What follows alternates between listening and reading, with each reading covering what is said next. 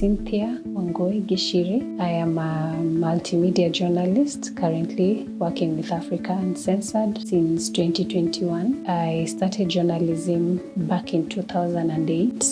After I graduated with a diploma in communication and journalism from Nairobi Aviation College, I went to Nakuru and I joined a local radio station called Sauti ya Mwananchi, and that's where my journalism journey began. I worked there for about 4 years, and then I took a break for 2 years, practiced sales and marketing because I had also studied it in school.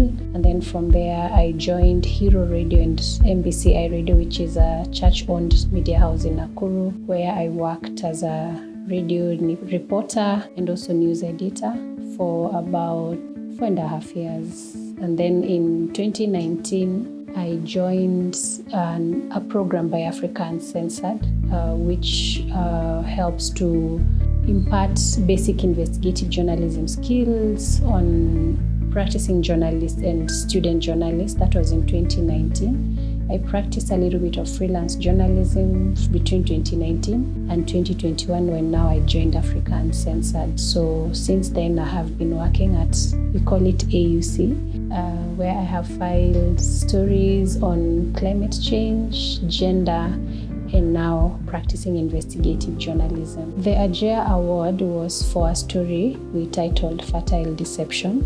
Fertile Deception exposed a cartel that was selling fake fertilizer. It was actually sand scooped from a diatomite processing plant in Kariandusi in Nakuru County, and it was being packaged and sold through the NCPB stores as an affordable organic fertilizer. We did an interview with a whistleblower, and now we also went and bought samples of the fertilizer from different depots, NCPB depots in the country, just to verify that this product was actually being sold through NCPB. And we didn't stop there. We went and did several tests in 2 different labs in the country. I remember there were about 3 different tests, and that is when we were able to verify that indeed that was a fake product. After the lab tests, we also had to get a professional or someone who's an expert in that field of fertilizer and who was able now to interpret the results in layman's terms. We also interviewed farmers, as many farmers who use the product. There's some who are confident enough to speak on camera. There are others who feared that speaking out about the product would victimize them.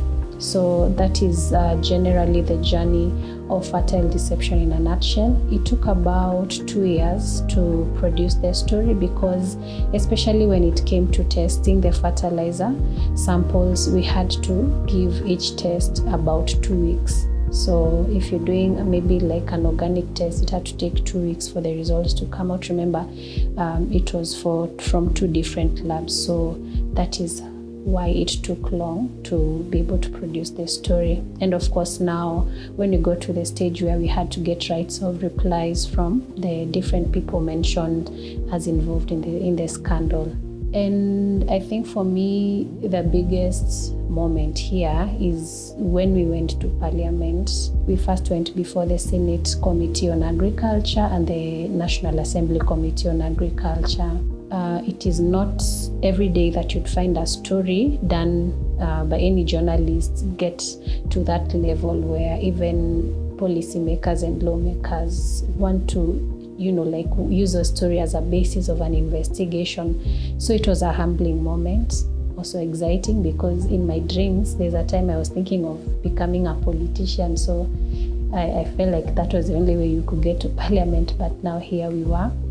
And also, I am also very, very humbled by even the impact of the story beyond just the country and everyone just speaking about it, that it formed the basis of an inquest, and even those found culpable were taken to court. And apart from the Ajea Award, the story has opened so many doors for me. The most important is that now I'm on my 3rd investigative story. The second one was a collaborative investigative, still on agriculture.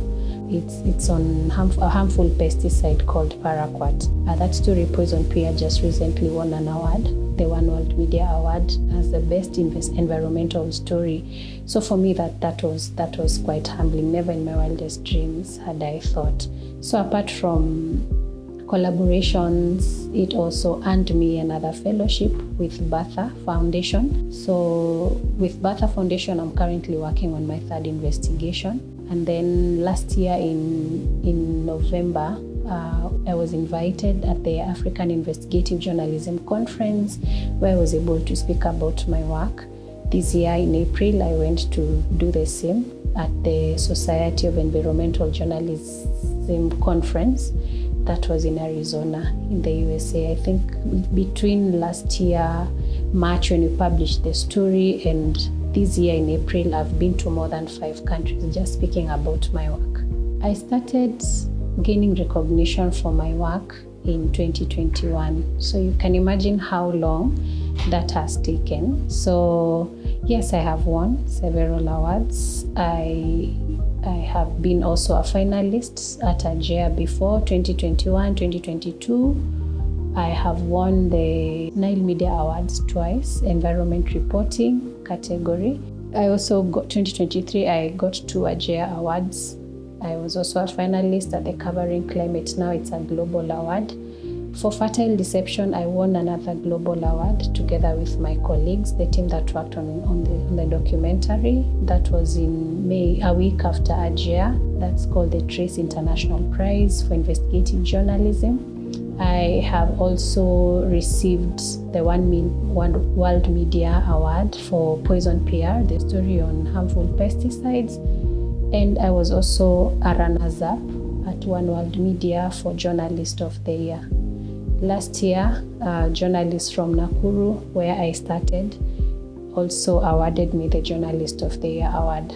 What makes women shy away from investigative journalism? For me, I think it's just the fear of your safety, even when you're working on the story and after publication. You find that it is very easy to scare off a woman than it is to scare off a man.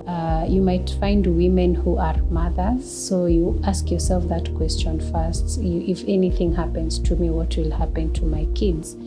And I experienced the issue of being scared off. I remember when doing Fertile Deception, the kind of engagements we were getting as a team were totally different. Like I would hear some of my colleagues say they have been, someone is offering them something to kill their story. But when it came to me, no one was offering me something. I was just getting very funny and, text and SMSs, one word text that would scare me. So when we were doing the story, we would assess, do a risk assessment at different stages, getting the RORs, because, you're rattling people who thought they were doing this business in high secret. It was a well-guarded secret. So what we did, we mitigated the risks by spreading them. So, for example, where we felt a character or an interviewee would be too hostile, I didn't go for those interviews. It's my male colleagues who went for the interviews. And even just having our CEO, I felt like he took the fire on my behalf. I think that was also another way of mitigating the risk. And then also through African censored partners, I was there was someone who was working with me and helping me to kind of safeguard my digital safety, my physical safety, and also my mental safety, which was really important at that time. I think for me, the biggest challenge has been unbelief, especially by people in the industry. There's this notion that for you to be a good journalist, you have to come from mainstream. you have to come from a certain university or a certain college. So throughout my career, I have struggled with that, like even just, proving my worth and proving myself. I remember they have gone for interviews in different panels, and what I noticed is that especially here in Kenya, like when you're interviewing for jobs within the country, people are more interested in where you went to school. They don't care about what you have done. And then one day I went for an interview at an international media house, and no one asked me about my school. No one asked me about going to Nairobi Aviation College. For me, I think that is something that I've really struggled to get off my back because of an expose that was done on the institution, I think in 2015. I noted that difference, and I have even been part of some mentorship programs, and then people just tell you candidly, with this diploma on your back, it's not going to be easy. So for me, that has been the struggle. Sometimes I feel like if people overlooked that, because as a journalist, you don't dictate where you go to school. It's your parents' finances that dictates that. So I think I would have taken a shorter time, like sailing through the industry. So for me, that has been the biggest challenge. How did I overcome it? I think I got some kind of a morale boost when I went for the interview at the International Media House, and I realized, so actually there are people in this world who don't really care where you went to school. They were only asking me about my job. Where have you displayed these skills? So that kind of boosted my morale, and to be able to now navigate the industry, I applied for Women in News, which was very, very instrumental in shaping me to what I have become now, because we were taught these are the skills that no one teaches you in school, like pitching, the elevator pitch, pitching for story ideas, and many other trainings that I went to, producing features for radio, for TV, and that Investigative 101 training. So taking seriously every lesson you learn and every interaction, and you learn from your seniors in the industry. I think that is how I've been able to overcome those challenges. These other challenges like sexual harassment, intimidation, I have gone through that too, but I have also learned to speak out for myself and to be firm. If there's ever a time that investigative journalism is crucial, is now, because we are going through a very unique season as a country, where if journalists don't change their focus and their storytelling, I think we might fail the nation. Sometimes I say that journalism is not just a job, it's a calling, and we have to think beyond the he said, she said kind of journalism, because while we focus on that, there are things that are being done behind the scenes that if we are not careful to expose them, then as a nation we might sink. And remember, if Kenya is not okay, then even us as journalists, we are not going to be okay. And even now that corruption is devolved in counties, we find corruption in corporates, and even sometimes we find corporate and political interest clashing at the expense of the local mwananchi. I think this is where now we need to share these skills even with journalists at the grassroots and empower them, even radio journalists, especially in rural areas. Radio is the most preferred medium. So we need to invest more in investigative journalism, but it is very expensive. That could be the reason why it is like a reserve of few. But I'm sure if the more we continue imparting these skills to young journalists and those at the grassroots, we are going to be the media that will bring change in the country. I would like to tell journalists that nothing takes the place of journalism. There's that which you have learned in school. It is very important.